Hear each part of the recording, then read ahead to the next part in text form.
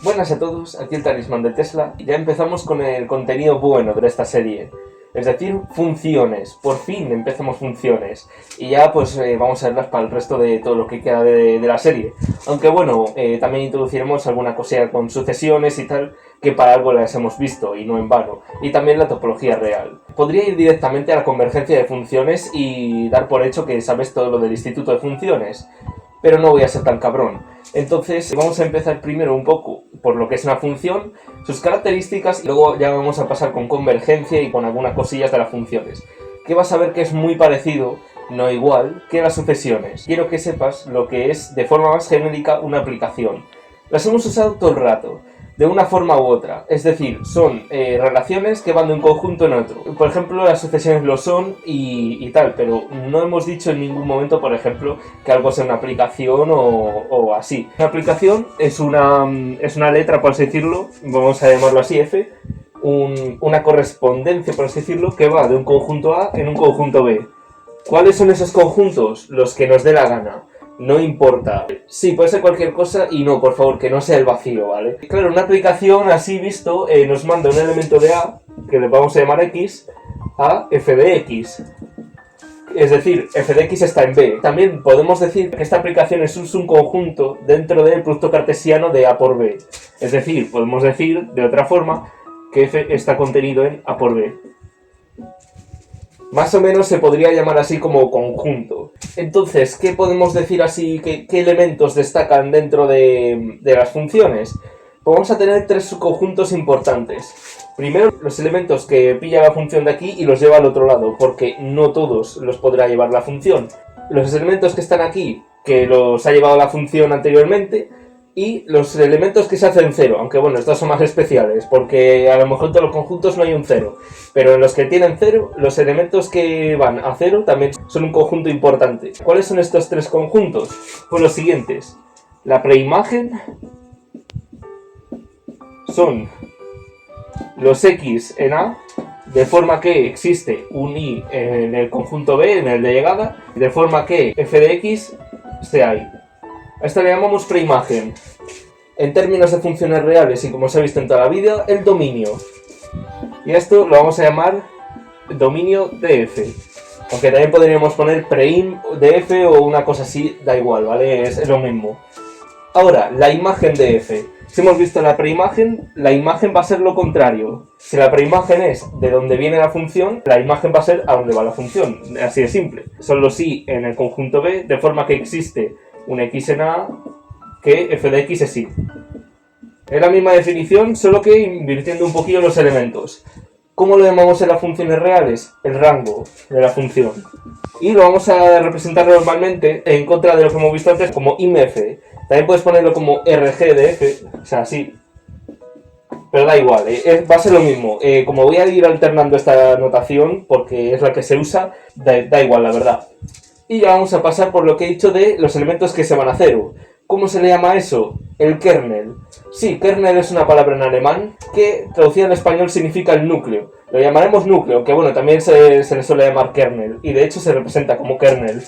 Entonces vamos a decir que el kernel, o bueno, también el núcleo, son los elementos del primer conjunto de forma que f de x sea 0. Claro, tenemos que definir un 0 en el segundo conjunto, si no es imposible. Entonces esto va a ser ker f, se representa así. Estos son los tres conjuntos más importantes que se derivan de funciones. Ahora vamos a pasar a ver los tipos de funciones dependiendo de cómo se comporten. Vamos a coger dos conjuntos A y B que sean estos de aquí. Sí, A que sean estos números y B estos cosos. Diremos que la función puede tener tres cosas o no tener ninguna. Puede ser que no tenga nada de esto y sea una función un poquito de mierda, o que sea inyectiva, sobreyectiva o biyectiva. ¿Con inyectiva a qué nos referimos? Pues que todos los elementos de aquí tienen un único elemento de llegada. De forma que si tenemos dos elementos x que sea distinto de y, se tenga que f de x sea distinto de f de y. ¿Eso qué significa? Pues que básicamente aquí si acortamos un poquillo los elementos, de hecho vamos a quitar tres de ellos, vamos a dejar solamente el 1 y el 2, por ser majos. si a uno lo relacionamos con Sassel y a dos con el Voigt-Kissel, ya está, es una función inyectiva. ¿Por qué? Porque estos dos elementos se relacionan de forma única con los elementos de este conjunto de aquí. Ahora, ¿qué es una función sobreyectiva? Pues lo contrario. Es decir, que para todos los elementos de aquí se relacionen de forma única con los elementos de la preimagen. Para este tipo de funciones no voy a dar una definición formal porque en verdad las sobreyectivas nos dan un poco igual. ¿Por qué? Pues porque nosotros vamos a centrarnos más cuando llegue el momento de hablar de funciones inversas, de decomposición de funciones y tal, de funciones inyectivas y biyectivas. Entonces, ¿qué podemos decir en este conjunto? Pues por ejemplo, si mandamos Sassel al 4, Raúl Becas y Deudas al 1 y el Voigt-Kissel al 5, ya estaría, tenemos una función sobreyectiva. Todos los elementos de aquí se emparejan de forma única con los de ahí. Es lo mismo pero al revés. Ahora, ¿qué pasa? Las biyectivas se definen como las funciones inyectivas y sobreyectivas a la vez. Si quitamos en el primer conjunto dos elementos, es decir, nos quedamos con el 1, el 2 y el 3, y al segundo le dejamos igual porque tremendas obras de arte, si hacemos una función de forma que el 1 vaya con un único elemento, el 2 con otro distinto y el 3 con el restante, tenemos una función biyectiva. Es decir, si decimos, pues el 1 al Raúl Becas y Deudas, el 2 al Sassel y el 3 al Voigt-Kissel, pues ya está. Estas funciones son muy interesantes, ya que a partir de estas podemos construir la función inversa. Vamos a definir f a la menos 1 como que va del conjunto B al conjunto A. Y es básicamente hacer esta relación pero al revés. Es decir, si hacemos f a la menos 1 de este elemento, por ejemplo, llegaremos al 3. Un spoiler muy grande, las funciones inversas van a existir siempre que tengamos una función biyectiva o inyectiva en su caso. ¿Por qué con las inyectivas existe? Pues no es nada más y nada menos que si cogemos solamente la imagen de definición, es decir, en vez de coger la f de A a B, si cogemos f de A a f de A, vamos a decir lo que es la imagen, una cosa ya que se me olvidó antes, que esto es lo mismo que la imagen de f. Si hacemos esta función de aquí, esto va a ser biyectivo siempre. Si es inyectiva, se cumple que es biyectiva. Lo puedes demostrar por ti mismo, pero bueno, sale solo. Entonces, si consideramos una función inyectiva o biyectiva, va a tener siempre una función inversa. ¿Eso qué significa? Pues que tenemos muchísima suerte, porque las funciones inversas nos van a salvar el culo muchísimas veces. Esto en álgebra lineal a lo mejor te puede sonar porque dentro de las aplicaciones lineales y tal que se definen ahí, habrás oído hablar de isomorfismos. Esto tiene que ver, es una función biyectiva dentro de espacios vectoriales con aplicaciones lineales y tal. Y ahí es cuando se dice que los conjuntos o espacios vectoriales son isomorfos, tienen una aplicación lineal biyectiva que manda los elementos de uno en otro. Eso más que otra cosa sirve para decir que los dos conjuntos son lo mismo sin ser lo mismo. Y bueno, pues sería eso. En este caso, bueno, podemos decir que básicamente son el mismo conjunto, solo que llamándolo de distinta forma. A eso no le podemos llamar isomorfismo porque no estamos en espacios vectoriales y bueno, da igual. Dicho lo cual, ahora ya vamos a ir a lo que son las funciones reales. Esto es con el meme de los Simpsons de el muchacho quiere cambiar su estilo punk al Pompadour. Este tipo de funciones son las que más vamos a usar, en verdad. Y bueno, las venimos usando realmente. Luego veréis que las sucesiones entran dentro de esto.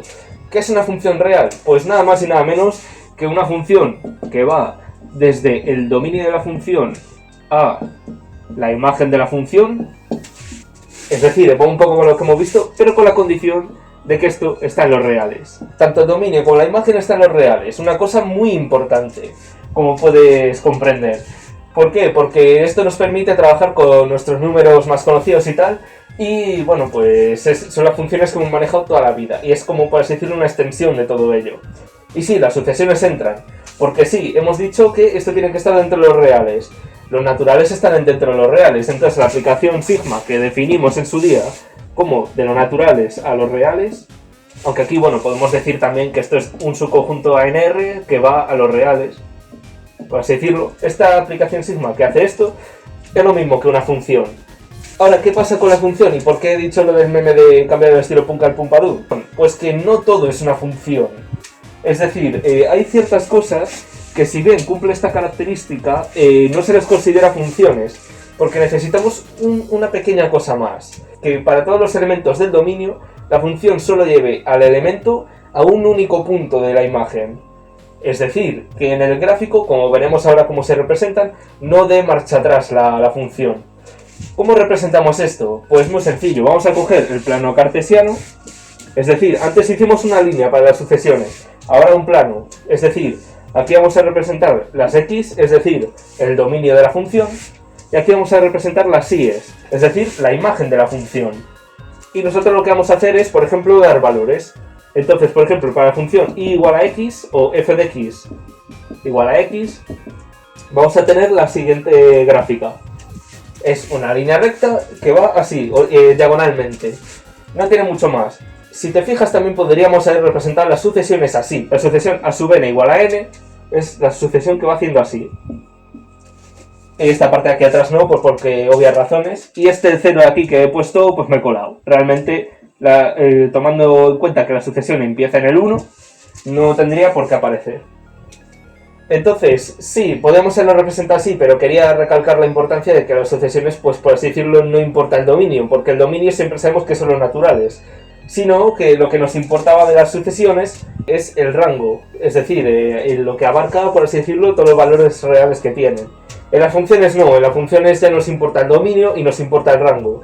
Por eso representamos aquí el dominio y aquí el rango. Por ejemplo, en este caso, para el valor x igual a 1, en el dominio es el 1, en el rango, como es f de x igual a x, lo que nos queda resultado es 1. Entonces, la función va a estar en el punto 1, 1. También esto es lo que dije antes de que se podía representar la función como un subconjunto del producto cartesiano y tal. Pues sí, toda función real va a estar contenida en r al cuadrado, es decir, el plano cartesiano de toda la vida. Y eso se representa mediante la gráfica que podemos hacer, no es nada más. Y lo que dije antes, la función no puede dar media vuelta. En ese sentido, viene a ser esto, por ejemplo. La curva más conocida probablemente será la circunferencia. Y la forma de escribirla, como en términos de una función entre comillas, es lo que se llama la ecuación canónica de la circunferencia, que es lo siguiente. X menos a al cuadrado más y menos a es a y menos b al cuadrado es el radio al cuadrado. A y b nos indican los puntos donde está centrada la circunferencia. Está aquí en el eje X y está aquí en el eje Y, no tiene mucho más.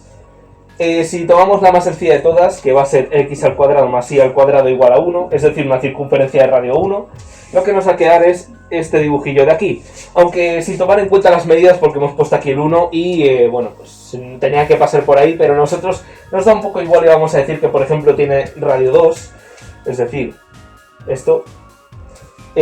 bueno, radio 2, mejor dicho, que sería esto aquí y bueno, ya lo entiendes, mis habilidades artísticas no son las mejores. Entonces, esta función de aquí, como puedes ver, da media vuelta, por lo que no se puede considerar función, sino que lo vamos a llamar, por ejemplo, curva, que es lo más apropiado, en verdad. ¿Cómo sabemos que esto no puede ser así? Pues muy sencillo, vamos a dar valores, x cuadrado más y cuadrado igual a 2. Vamos a poner, para dar valores, que no he explicado mucho cómo se hace, es coger en una tabla, poner x e y, así vamos dando valores a la x y vamos a ver qué pasa con la y. Por ejemplo, para x igual a 1, lo que nos ocurre es que si metemos aquí 1, nos va a quedar que y es 1. ¿Por qué? X es 1, pues 1 al cuadrado 1, si lo pasamos al otro lado es y al cuadrado igual a 1, y la raíz cuadrada de ello va a ser 1. ¿Qué pasa? Que el problema es que al hacer y igual a la raíz cuadrada de 1, el problema ahí es que estamos haciendo una cosilla un poquillo mal con la de las funciones inversas y todo eso, por lo que tendríamos que poner no solo 1, sino que hay otra opción posible. Con otra opción posible me refiero más que otra cosa a que sí, podemos tener 1 o menos 1. ¿Eso qué significa? Que para un único valor de las x damos dos valores en las y's, es decir, un único valor del dominio lleva dos valores en el rango. ¿Eso es posible en una función? No, y por eso lo llamamos curva, no lo llamamos función como tal. Y esto sería un poquillo así la introducción. Ahora vamos a ir ya con las propiedades fuertes de las funciones. Vamos a verlo un poco como analogía a las sucesiones, de hecho. Porque, a ver, es parecido, en verdad. Entonces vamos a empezar primero con la acotación. No la usaremos tanto como las sucesiones, pero bueno, es importante saber cómo se acotan las funciones. Diremos que está acotada si existe una cota positiva, de forma que para todos los números del dominio se tiene que la función aplicada sobre estos números es menor que el valor positivo que hayamos escogido. Es una forma de acotarlo muy genérica. Podríamos decir que está acotado superiormente, inferiormente y tal. Bueno, eso te lo puedes imaginar, es análogo a las sucesiones o incluso a los conjuntos. La siguiente propiedad va a ser la monotonía. Y aquí va a cambiar un poquito, porque las sucesiones lo hemos visto como que fácilmente, pues como n es menor que n más 1, si decimos que x sub n es mayor que x sub n más 1, ya está. No tenemos que especificar el tipo de número, porque sabemos que el dominio de las sucesiones son los naturales. Claro, aquí cambia. Entonces vamos a especificar un poquito más. Entonces, tenemos lo mismo de las sucesiones. Creciente y decreciente. En ambos casos vamos a empezar igual, que para todos los x e y de forma que x es mayor que y, es decir, estamos cogiendo dos valores del dominio, que aquí no lo he puesto, pero esto pertenece al dominio, de forma que uno de ellos sea mayor que otro, y ahora ya podemos hacer lo mismo. Es una generalización de lo que hemos visto en las sucesiones. Para las crecientes, pues que f de x sea mayor que f de y. Para las decrecientes, pues f de x que sea menor que f de y. Claro, esto estrictamente, no he puesto aquí ningún igual. Si estuviéramos hablando de decreciente o decreciente sin el estrictamente, pondríamos esto. Ahora, ¿cómo se ve esto en la gráfica de forma inmediata? Pues mira, si tú tienes una función, por ejemplo así, vamos a llamarla aquí f de x, ahí. Tú lo que puedes ver así a simple vista, aunque bueno, luego lo formalizaremos con las derivadas y todo eso. Si quitamos estos dos puntos de aquí porque no nos interesan, este tramo de aquí decrece, este crece y este decrece. Es como que va para arriba o para abajo, dependiendo de cómo sea. Si crece va para arriba, si decrece va para abajo. Es una forma rápida de verlo. Ahora vamos ya con la propiedad más importante de todas, y la que, como puedes comprender, es parecida a la de las sucesiones, la convergencia. Antes de nada, quiero introducir una cosilla pequeña para hablar de dónde puede converger una función. ¿Cuál es el problema de la convergencia? Que ya no es solo como en las sucesiones sabemos exactamente todos los valores naturales y lo que hacemos es tender el valor a infinito, a ver qué pasa con ello. Aquí, ¿cuál es el problema? Pues que no es que no solo tengamos el infinito, sino que si queremos podemos hacer el límite en un valor concreto. Esto se debe a que nosotros al hacer un límite, en vez de estarlo cogiendo en un sitio al azar, o en el caso de las sucesiones solo en el infinito, lo que estamos haciendo es coger el límite en el derivado del dominio. ¿Cuál es el problema? Que el derivado del dominio de los naturales es justamente el vacío. Aunque como vimos, el derivado del dominio del rango de una sucesión es solamente su límite. Entonces sí, lo natural es el vacío, pero ¿qué pasa con otros conjuntos? Claro, si nosotros tenemos, por ejemplo, 0 infinito, este intervalo de aquí, su derivado no va a ser otra cosa que 0 infinito con este lado cerrado. Es decir, nosotros podremos hacer el límite ahí. Es un poco lo que viene a explicarse con el derivado. El derivado nos da los sitios donde podemos hacer los límites. Esto en un dibujo se ve mucho mejor. Por ejemplo, la función f de x igual a logaritmo de x. Ojo, aquí con logaritmo me refiero al neperiano, O sea, es más que otra cosa por no liar un poco la notación. Esto es logaritmo neperiano, aunque ponga aquí log solamente, darlo por hecho. Entonces, esta función lo que hace es esto, básicamente. Es una función que, bueno, su dominio de definición es 0 infinito, tal y como este intervalo, que va a los reales. Claro, el derivado es este. Nosotros podemos hacer el límite en 0. Como puedes ver en la gráfica, aunque luego lo diremos formalmente, en 0 esto va para menos infinito. También lo puedes comprobar un poco en la calculadora y metiendo valores cercanos al 0. Es un buen truco al principio y tal, aunque luego en un examen pues no te va a servir de mucho. Si por ejemplo cogemos un valor del dominio que no está aquí ni en su derivado, es decir, en menos 5, haz tú un límite en el menos 5, que no tiene mucho sentido, la verdad. Entonces, claro, ahí está el problema. Tenemos que hacer límites cerca de la función o en la función misma. Aunque la función misma es dar el valor y ya está. Pero bueno, por ejemplo, en el caso de 1 partido x menos 3 al cuadrado, vamos a ponerlo así, el dominio de definición de esta función es los reales menos el 3. Claro, metes tú aquí el 3, es 1 partido 0. Entonces, esta función lo que hace es lo siguiente. Así. Más o menos, a ver, mis habilidades artísticas no son muy buenas. Pero bueno, hace esto más o menos.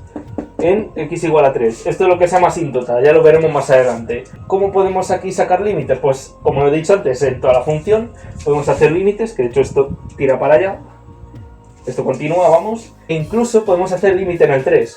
¿Por qué? Porque el derivado de esto son los reales. Puedes comprobarlo tú mismo comprobando si el 3 es un punto de acumulación o no. Entonces, pues el derivado, como son todos los reales, podemos hacer el límite en 3. Entonces vamos a coger como una condición necesaria que el punto sea de acumulación. Entonces, la convergencia de una función. Vamos a coger lo que he dicho antes, un subconjunto de los reales donde está definida la función. Normalmente lo pondremos así, en vez de poner que va desde el dominio hasta la imagen, pondremos el subconjunto de definición y que va a los reales, aunque bueno, sabemos que va a la imagen, no a todos los reales. Y un punto de acumulación, que es donde queremos ver el límite. Vamos a decir que L es el límite de f de x cuando x tiende a A, sí y solo sí, y ahora viene la condición que te tienes que aprender de memoria, porque esto va a salir en todos los lados. Aunque bueno, luego veremos variantes y tal, pero son razonables. Pero esta te la tienes que aprender de memoria y luego te voy a explicar el por qué es así. Entonces, la condición es, si para todos los epsilon mayor que 0, existe un delta mayor que 0, tal que si x está en A, sin contar con el punto donde estamos haciendo el límite, de forma que la distancia entre los dos puntos sea menor que delta, la distancia entre f de x y el límite es menor que epsilon. Claro, ¿esto qué significa? Porque parece así a simple vista que es demasiado texto para decir simplemente que la función coge en un valor y tiene cierto límite. Pues lo vamos a ver con un gráfico. Imagínate que esta es la gráfica, ¿vale? Vamos a suponer que el valor del límite que queremos calcular es en este punto. Vamos a tirar aquí, esto es A, ¿vale? ¿Qué nos dice la definición? Pues que si cogemos cualquier punto que no sea A y que esté cerquita, es decir, X por ejemplo está aquí, si esta distancia aquí, esto es menor que delta, es decir, un número positivo que hemos escogido, lo que nos dice es que la distancia entre estos dos valores, que este aquí es el límite y f de x, esto de aquí, esto es menor que epsilon. ¿Qué significa esto? Si vamos reduciendo esto, vamos reduciendo esto. Es decir, si cogemos un x lo suficientemente cerca, o directamente casi igual al punto que estamos escogiendo, f de x va a acercarse muchísimo a l.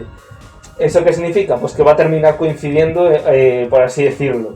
Esta es la función, como puedes ver, así muy simple y tal, se ve bien. Claro, hay en otras que dices, me cago en todo, no entiendo nada. Claro, para eso se hizo la definición. Claro, esto tiene que ser los puntos de acumulación. Si lo haces, por ejemplo, si esta función está definida hasta aquí, no lo puedes coger aquí. Esto en cuanto a límites en un punto. Claro, nosotros podemos decir, vale, una función también se va a infinito o a menos infinito, dependiendo del dominio. O incluso a las dos o a ninguna. En el caso de que sea a una de los dos o a las dos, podemos también ver los límites que tiene en el infinito, en el menos infinito y tal.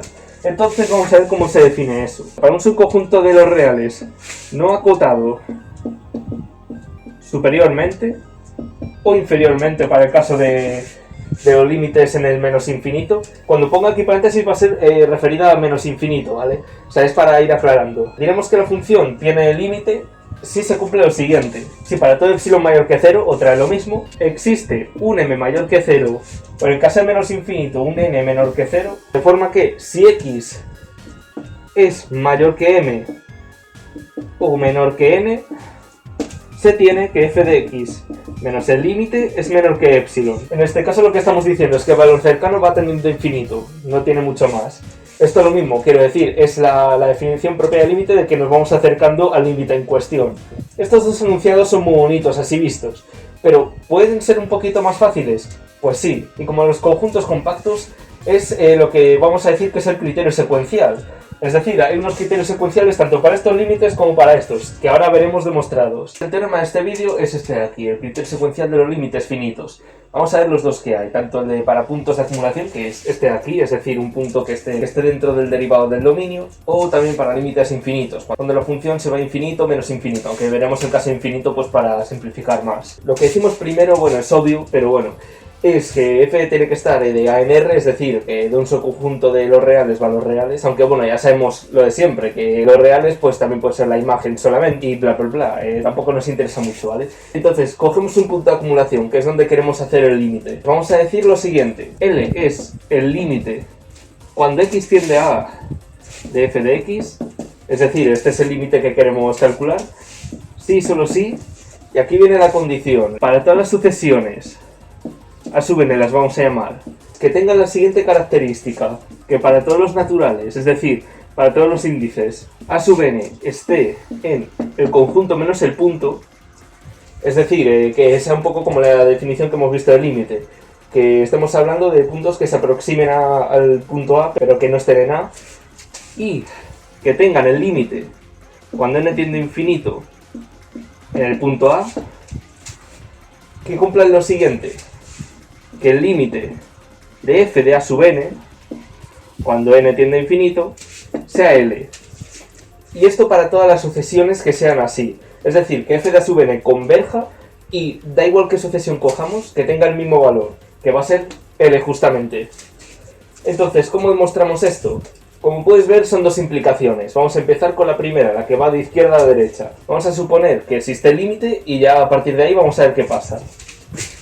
Entonces, L es el límite de f de x cuando x tiende a A.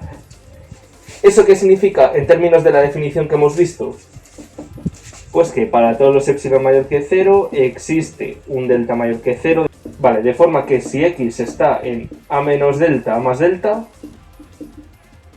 intersecado con a menos a, es decir, que está dentro del conjunto sin contar con el punto A propio, tenemos que f de x menos el límite es menor que epsilon.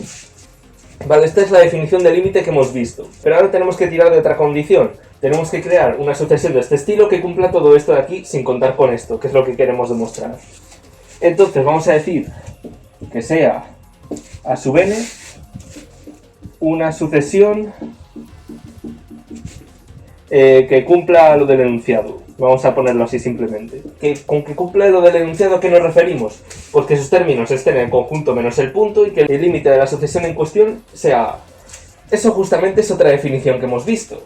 Es decir, que para todos los epsilon mayores que 0 existe un n sub 0 natural, de forma que para n mayor o igual que n sub 0 se tiene que a sub n menos l, a sub n menos l, buena esa. Vale, que a sub n menos a es menor que epsilon. Y aquí viene la gracia, porque sí, estas definiciones son muy bonitas en la teoría, pero me parece que no podemos hacer mucho, ¿no? Aquí viene la parte importante, porque estas definiciones son las que se llaman las definiciones delta epsilon.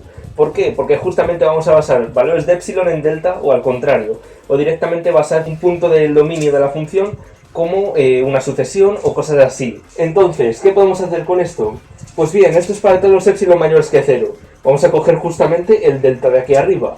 ¿Por qué no? Y esta vamos a decir, si epsilon es delta, tenemos que a sub n menos a es menor que delta. Trucazo. ¿Por qué? Porque ahora mismo sabemos que esto de aquí es lo mismo que decir que a sub n está en a menos delta, a más delta. ¿Qué significa eso? Aquí arriba vemos que si x está en a menos delta más delta, bla bla bla. Vale, sabemos que la sucesión como tal también cumple esta parte de aquí. Está en el conjunto de definición sin contar con el punto.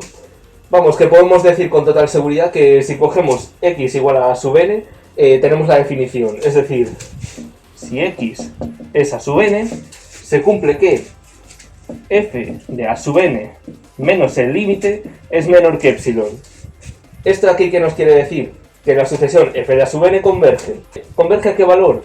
Pues este de aquí, converge a L justamente.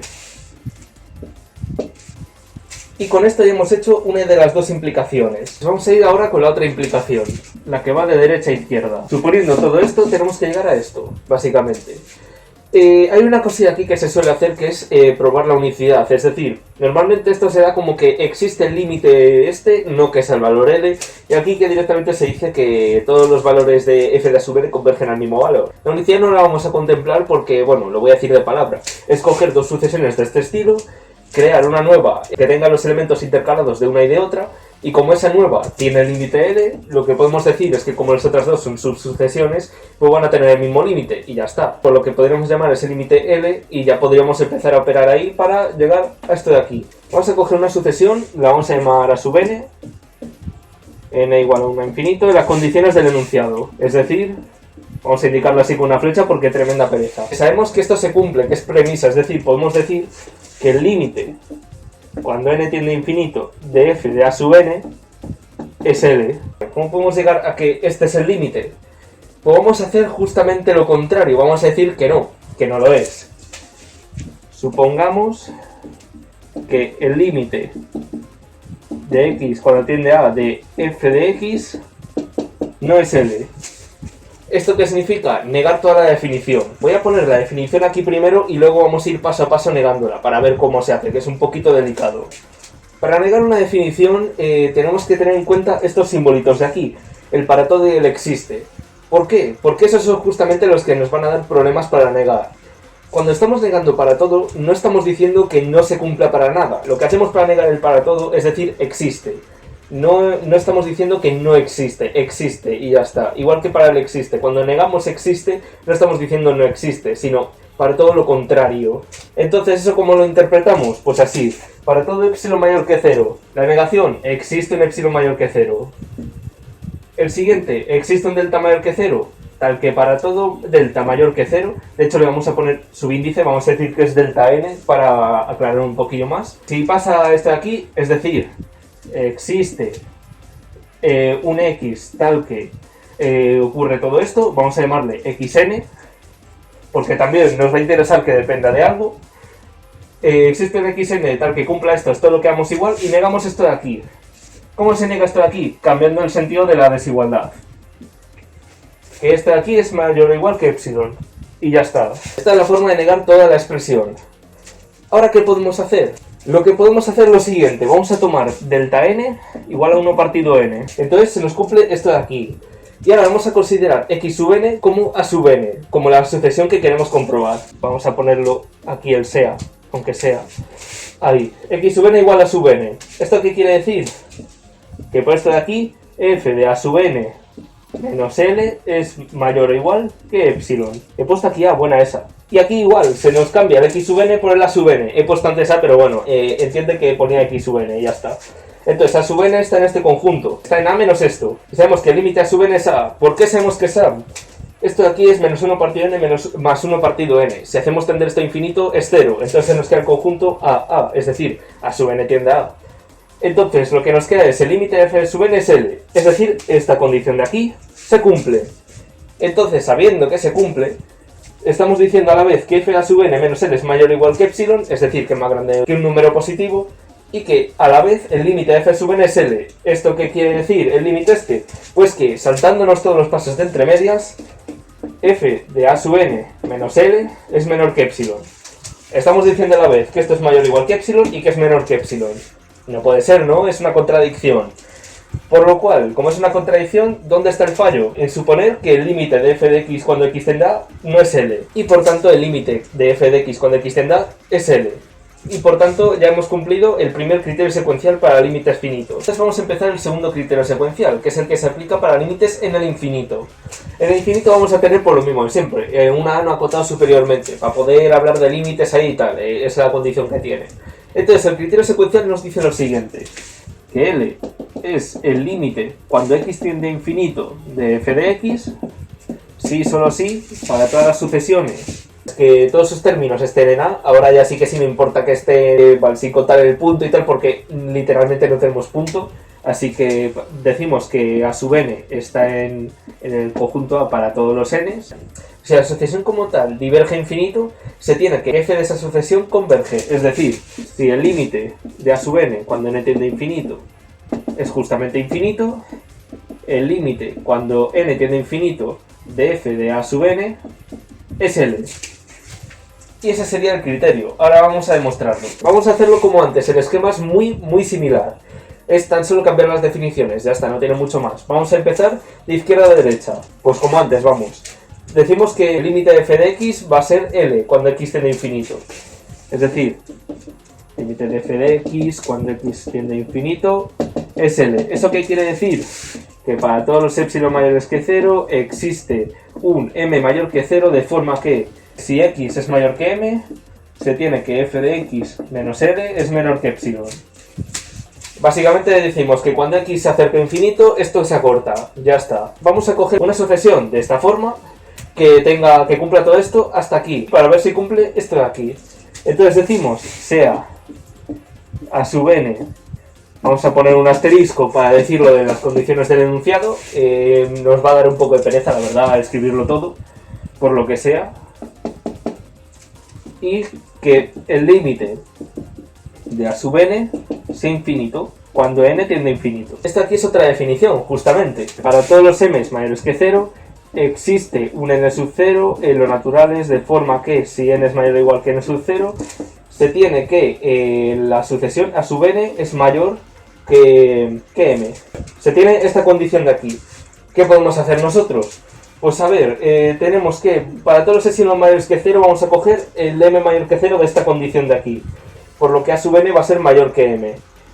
Y entonces vamos a coger, como sabemos aquí, una m mayor que 0 de forma que x es mayor que m, vamos a coger que x sea a sub n, a ver qué pasa.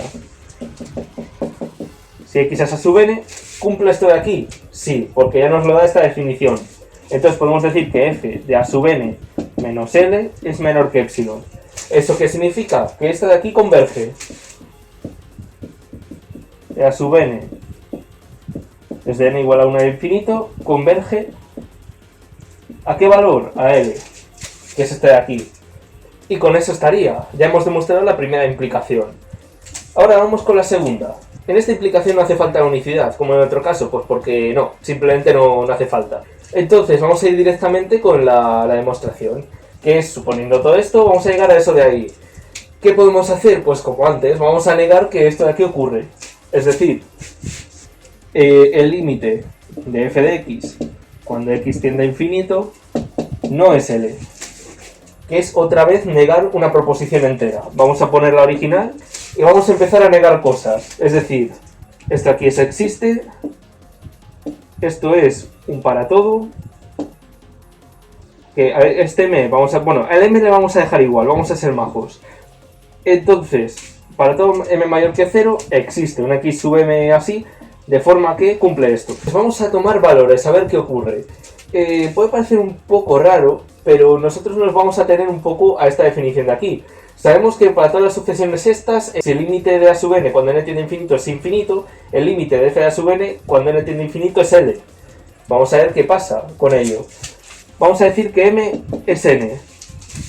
Entonces, con esto lo que tenemos es que x sub m es mayor a n. Estamos cumpliendo esta condición de aquí. Acuérdate de que esto es una condición donde dice que si a sub n es mayor que n, se cumple que la sucesión diverge. Y entonces lo que vamos a hacer ahora es, sabiendo que ese tipo de sucesiones se comporta así, decir que x sub m no es más que a sub n. X sub m es a sub n. Vamos a poner el sea o el sí, vale, vamos a poner sí antes y aquí, porque no es una cosa que estemos sacando de las hipótesis, sino que estamos razonando nosotros, pues porque sí. Entonces, x sub m igual a sub n. Lo que estamos diciendo es que a sub n es mayor que n. Automáticamente se nos cumple esto, que f de a sub n menos l es menor que epsilon. Pero si sustituimos aquí el x sub m, nos va a quedar f de a sub n menos l es mayor o igual que epsilon. Lo mismo de antes, estamos contradiciéndonos. No puede ser menor y mayor o igual que epsilon a la vez. Entonces, ya está. Es un absurdo y por tanto, este de aquí tiene que ser el valor del límite sí o sí. Y con esto vamos a mostrar ya los criterios secuenciales de los límites de funciones. Antes de empezar con ya las propiedades de los límites infinitos, determinaciones y tal, que bueno, como vas a ver ahora es una analogía a las sucesiones casi. Vamos a ver una cosilla un poco interesante y que se nos escapa un poco. ¿Alguna vez has tenido la idea de los límites laterales que se nos dieron en el instituto y tal? Es decir, ¿esto de dónde viene? O sea, lo de los límites laterales y tal, vale, en la hoja es muy sencillo, en el papel, vamos. Pero en la práctica, en cálculo más avanzado, ¿qué sentido tiene? Pues bastante, tiene bastante sentido. Y vamos a ver el porqué. Lo primero que vamos a considerar es, antes de nada, dar una noción de lo que es la restricción de una función. Una función lo que hace es ir de A en R, o sea, una función real, me refiero. Que va de un subconjunto de los reales en los reales. Nosotros lo que podemos hacer, en vez de coger A, es coger un subconjunto de ello. Si cogemos un subconjunto B que está dentro de A, podemos considerar lo que se llama la restricción, que va de B en R. Lo que hace básicamente es llevar los puntos que están en el conjunto B a los reales, y ya está, no tiene mucha más diferencia. Esto es una restricción, sí, y ya está, es que no tiene mucho más, ¿vale? Y entonces con las restricciones podemos jugar un poquito. ¿Por qué? También podemos ver los límites en restricciones. Si se nos diera el caso que tenemos un punto de acumulación de A, por ejemplo, si A está en el derivado de A, pero también se cumple que por alguna razón A está en el derivado de B, entonces podemos hablar de un límite siguiendo un subespacio, es decir, un límite que está dentro de esta restricción. es así, límite cuando x tiende a con x en b, es decir, los x tienen que estar en este conjunto, de f restringido a b de x. Y entonces, si tiene eso límite, decimos que es un límite siguiendo un subespacio, en este caso b, o también se dice límite a través de un subespacio, bueno, da igual. ¿Esto aquí qué tiene que ver con los límites laterales? Te estarás preguntando, porque vale, muy bonito y tal, pero parece que no tiene nada que ver. Pues sí, tiene bastante que ver. ¿Por qué? Nosotros vamos a coger la gráfica esta de aquí, vamos a representar x e y como siempre y tal. Vamos a hacer una función que haga esto, por ejemplo, y queremos calcular el límite por alguna razón aquí. Este va a ser nuestro punto A. Hay dos subconjuntos de la recta real que podemos coger. Si el dominio de la función está en un conjunto A, es decir, si f va de A en R, podemos coger dos conjuntos de A muy importantes. A más, que va a ser el conjunto x en A, de forma que x sea mayor que A, y A menos, que es el conjunto de los x en A, de forma que x sea menor que A. ¿Eso qué significa en términos cotidianos? Pues que toda esta parte de aquí para allá es A menos, y de aquí para allá es A más. Nosotros lo que podemos hacer es lo que se dice tomar límites laterales. Es un límite siguiendo un subespacio, pero concretamente estos subespacios. Entonces aquí lo que llamamos x tiendiendo a x en b, si sustituimos el x en b por el x en a más, lo que estamos haciendo entre comillas es acercarnos por la derecha al límite en a. ¿Eso qué significa? Que en vez de tener que poner x en a más, ponemos x cuando tiende a más, así. Es un límite lateral, y en vez de poner f restringido a b, ponemos simplemente f de x.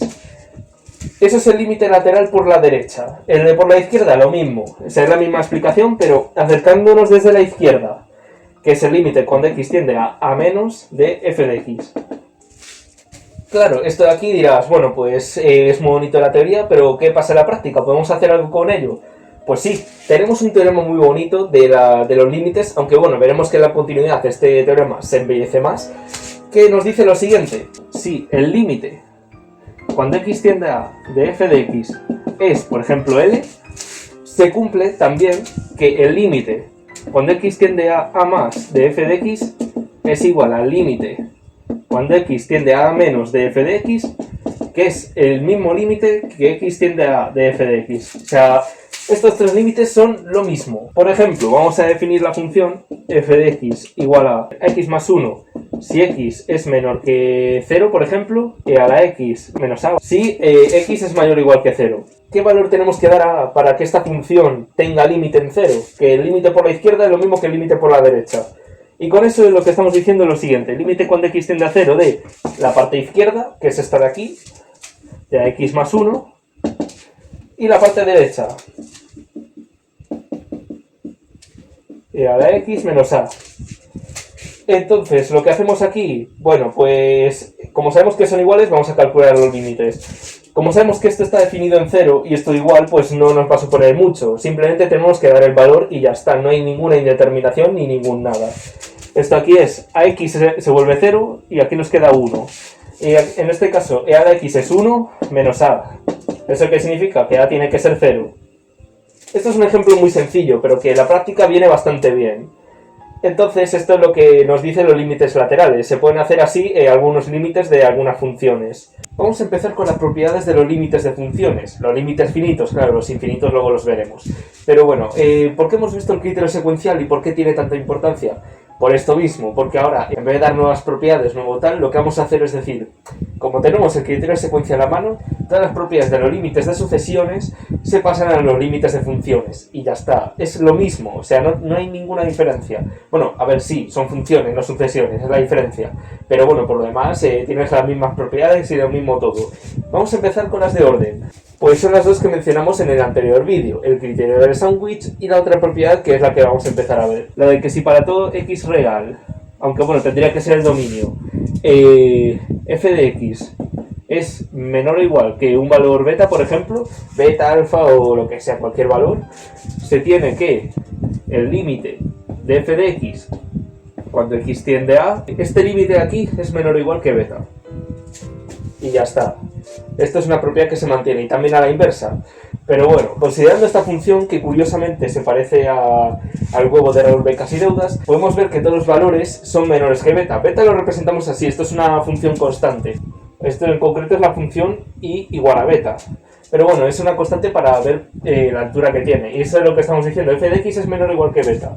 Pues básicamente que no hay ningún valor que supere a beta. Entonces en el valor a, el límite de la función, lo vamos a llamar l, que es este de aquí, es menor o igual que beta también. Es la propiedad que hemos dicho. Y la segunda propiedad es el criterio del sándwich. El criterio del sándwich ahora sí que sí lo vamos a ver gráficamente también. Porque la teoría sí que sabemos cuál es. Que es que si f de x es menor o igual que g de x, que es menor o igual que h de x, si el límite de f de x cuando x tiende a, lo mismo con a, un punto de acumulación del dominio de la función. Y lo mismo con h de x, que tienda a que sea un punto de acumulación de su dominio. Esto implica que el límite de x cuando tiende a, bueno, este le vamos a llamar l, ¿vale? Es el límite común de g de x, es l, es lo mismo que el criterio del sándwich de sucesiones. Vamos a verlo en la gráfica porque es más interesante aún. Tenemos una función, por ejemplo, que sea esta, f de x, que sea este el límite, ¿vale? Este va a ser el valor a. Tenemos la sucesión h de x, y tenemos una sucesión que por alguna razón pasa entre medias, así, g de x. Lo que estamos diciendo es que como pasa entre medias y tal, su límite va a ser el mismo en el punto A, sabiendo que las otras dos sucesiones, pues, sí que convergen a ese punto. Y sabiendo también que siempre se cumple esta relación de aquí. Aunque bueno, en el caso de A, por la derecha se da esta desigualdad en un lado y en el otro pues es distinta. Pero bueno, también lo podemos ver así. Y ahora vamos con las propiedades algebraicas, que bueno, como he dicho antes, son las mismas. Tenemos que el límite de f de x cuando x tiende a es un valor L, y el límite cuando x tiende a de g de x es un valor, por ejemplo, k. Por ejemplo, si tiene esto, pues entonces f de x más g de x tienden en x que tiende a, es decir, en el valor a, tiende al valor L más k. Lo mismo para la multiplicación, f de x por g de x en x que tiende a L por k. El valor absoluto de f de x, por lo mismo, tiende al valor absoluto de L. Sabemos que el recíproco no se da. Sin embargo, si este límite aquí es 0 con el valor absoluto, sabemos que el original es 0. Es una condición muy bonita. En las divisiones tenemos que tener en cuenta lo de que de g de x sea distinto de 0 y que k sea distinto de 0, para poder hacer f de x partido g de x, que cuando tienda sea L partido k. Claro, es que si no sería una indeterminación, si no, no podríamos hacer mucha cosa, la verdad.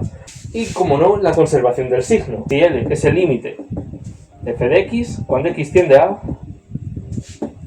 existe un delta mayor que 0, de forma que desde ciertos puntos del dominio, es decir, para los x pertenecientes al entorno a menos delta más delta, lo mismo siempre, intersecado con el conjunto menos el punto, se tiene que el signo de f de x coincide con el signo del límite. Eso es la conservación del signo, que de un punto en adelante el signo del límite y de la función va a coincidir, a menos que sea 0.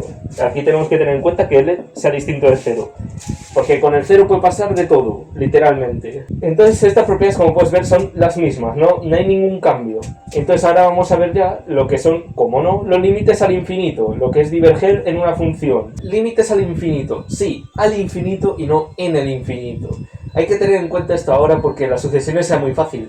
En las sucesiones, como el único punto que es el derivado, entre comillas, es el infinito, aunque bueno, no es así, pero bueno, ya vimos sus razones en el vídeo de topología, la cosa es que todos los límites son en el infinito y unos pueden ser al infinito o converger. Estos no, aquí tenemos 4 categorías. Límites en un punto y finitos, que es el primer caso que hemos visto. Límites en el infinito y en un punto, que es la otra categoría que hemos visto. Y ahora, límites al infinito desde un punto o en el infinito, que pueden pasar ambas cosas. Como por ejemplo en la función x. La función x es así. Imagínatelo, esto se va a infinito. En el infinito es infinito. O sea que su límite en el infinito va al infinito. Es un poco lío de palabras, lo sé, y las preposiciones en español no ayudan tampoco. Pero bueno, es un código así que te tienes que aprender, porque si no te vas a liar bastante. Vamos a empezar por el primer caso, que el límite se nos dé en un punto concreto. Es decir, sea a un subconjunto de R, como siempre, la función definida en este subconjunto a los reales. Y ahora lo importante, que el punto esté en el derivado del conjunto. Entonces decimos que el límite de f de x cuando x tiende a es infinito, o respectivamente menos infinito. Vamos a ponerlo como no con paréntesis, porque si no va a ser un poco complicado. Sí, solo sí. Se tiene lo siguiente, que para todos los números mayores que 0, o en su efecto menores que 0, para el otro caso, para el menos infinito, existe un delta mayor que 0, de tal forma que si los números x están en el mismo conjunto de antes, a menos delta más delta, intersecado con el conjunto sin contar con a, es un poco lo mismo de antes de la definición, se tiene que f de x es mayor que k, o en su efecto que f de x es menor que k, para el caso de menos infinito. Básicamente que la inteligencia corre rápido, pero tú corres más. El valor da igual cual sea, que la función lo va a superar. Por lo que sí, se va a infinito, o en este caso es al revés, que se va a menos infinito. Para decir que se va a menos infinito ponemos el límite bla bla bla es menos infinito. Ya está, es un poco como las sucesiones. En el caso de que esto sea en el infinito, que también puede ocurrir, la única condición distinta es cambiar esto. Es decir, decimos que a es no acotado superiormente o inferiormente, dependiendo del caso, y esta condición aquí, que pongo con asterisco, es la que tenemos que cambiar. Decimos que existe un m mayor que 0, tal que si x es mayor que m, o n menor que 0, tal que si x es menor que n. Es lo mismo, es ir jugando con las definiciones. Al final, pues, podría hacer una tabla de ello, pero bueno, eso te lo dejo a tu libre elección. Podemos dar propiedades que con límites infinitos en las sucesiones. Total, esto va a tener su propio criterio secuencial, su propio tal, y llegaríamos a lo mismo, a que podemos trasladar todas las propiedades de sucesiones a funciones. Y claro, ¿qué es lo que pasa? Con esto estamos trayendo también otra maldad de las sucesiones. Las indeterminaciones, que vuelven a ser las mismas. Estas son las indeterminaciones, es lo mismo que las sucesiones. Tenemos el mismo problema, pero ahora extendido a infinitos puntos. O sea, imagínate qué gracioso. Entonces, ¿cuáles son los remedios que tenemos? Pues son los mismos de siempre. Sucesiones inmediatas, que bueno, ahora va a ser funciones inmediatas. El criterio Stolz, por desgracia, no lo podemos usar, porque es solamente para variable discreta. Con discreta nos referimos a los naturales. Es decir, solo funciona si tenemos de dominio las naturales. Porque si te acuerdas es con una propiedad que es a sub n más 1 menos a sub n. Esto en las funciones no lo tenemos. Quiero decir, es un poquito más complicado. Entonces ahí pues no podemos hacer mucho. Pero esa se sustituye por dos criterios que ya veremos más adelante.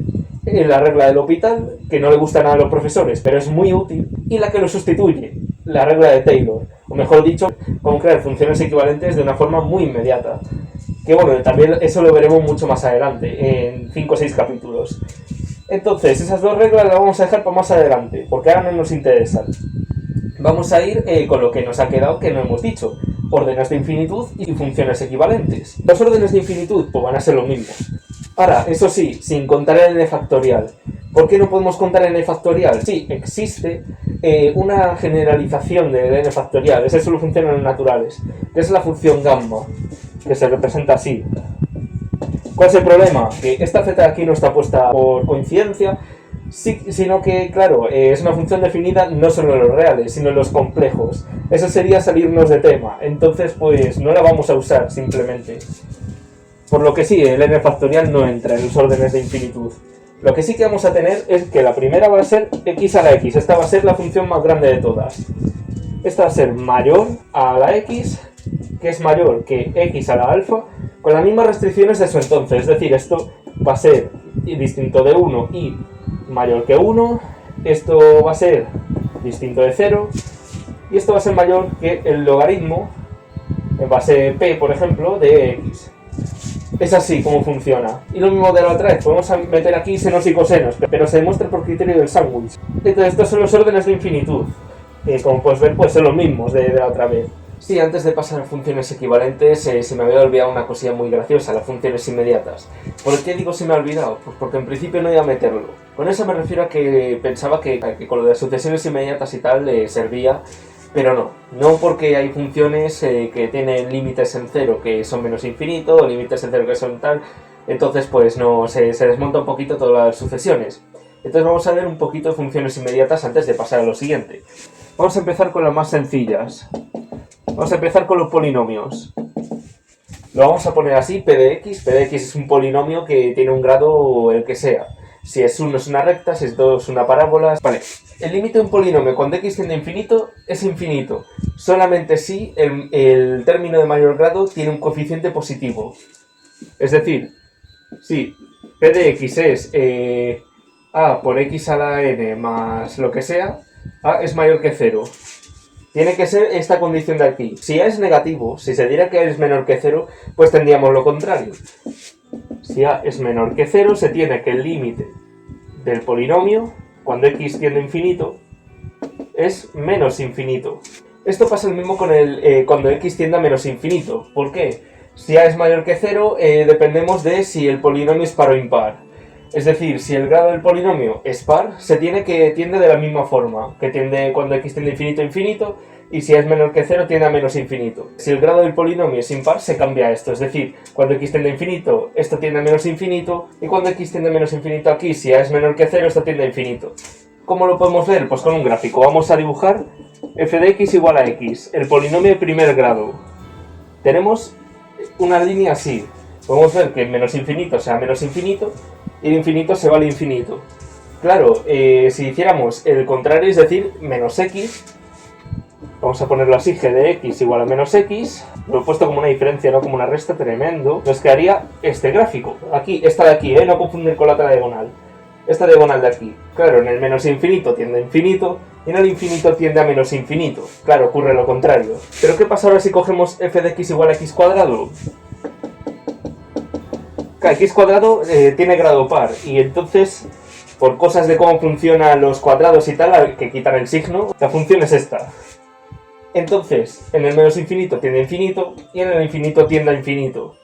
Entonces, si hacemos menos x al cuadrado, lo que nos va a quedar es una función así. Y lo mismo de antes, en el menos infinito tiende a menos infinito, pero también es así en el infinito. Vamos a ver un tipo de funciones que es un poquito especial. Las funciones que llevan a límites de 1 partido 0. Esos límites realmente no los podemos llamar límites. ¿Por qué? Por ejemplo, si tenemos la función f de x igual a 1 partido x, nos va a quedar esto. Es la función que hace así y así. Es decir, no está en el 0, porque de un lado se va a menos infinito y el otro va a más infinito. Lo que podemos decir es lo siguiente: el límite por la derecha cuando x tiende a 0 es infinito, pero el límite cuando x tiende a 0 por la izquierda es menos infinito. ¿Tiene límite en 0 esta función? No. Lo que estamos diciendo es que no hay límite, porque no coinciden los límites laterales.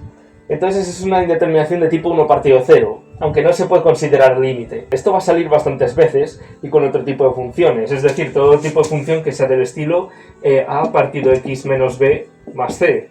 Este tipo de funciones, pues lo que hace este de aquí, este b, es mover el sitio donde está la indeterminación. Entonces, lo que podemos ver pues es eso, que no está ni en el dominio y no existe límite. Claro, ahora si tenemos m1 partido x, en el caso de que tengamos 1 partido x cuadrado, ahí ya no vamos a tener ese problema, porque esa función es la que hace así, es decir, hace así y así. Sí, podemos decir que los límites laterales tienden a infinito, ambos, entonces ya está, no hay ningún problema.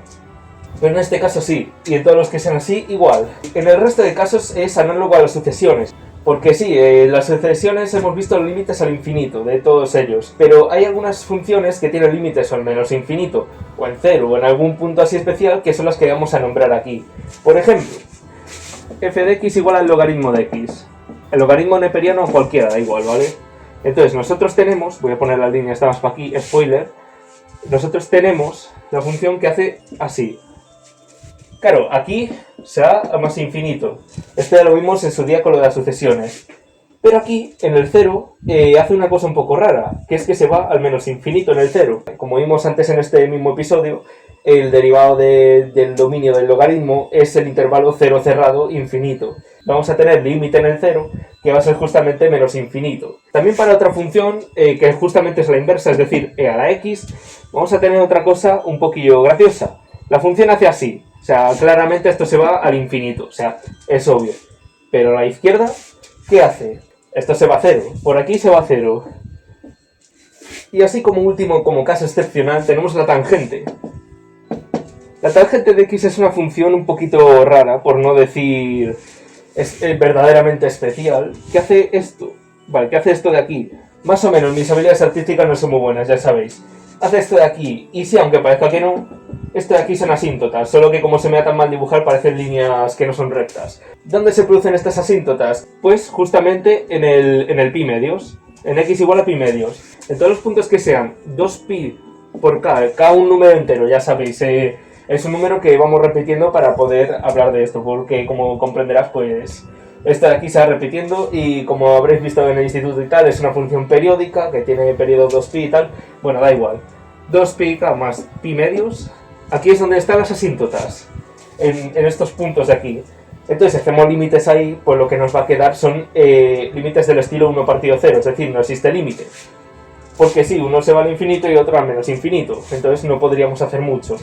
Antes de las funciones equivalentes, aunque hayas visto que he puesto el título, voy a dar una cosilla para los infinitos y menos infinitos, una propiedad muy bonita que tienen, que se me ha olvidado por completo, no sé por qué, pero bueno, en fin, es útil que la sepas antes de nada. Tenemos que, vale, imagínate, yo que sé, el límite cuando x tiende a menos infinito de una función, ¿no? Que aquí lo ves y dices, bueno, parece imponente, ¿no? Es muy raro y tal cómo hacerlo así. Pues esto lo podemos transformar para decir que es el límite cuando x tiende a infinito de f de menos x. Es decir, todas las x que amo las cambiamos por menos x.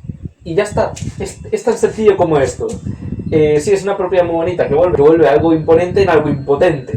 Así que bueno, lo podemos considerar así. Y es una propiedad, pues, como puedes ver, es muy útil. Quiero decir, para algunas funciones nos va a venir muy bien.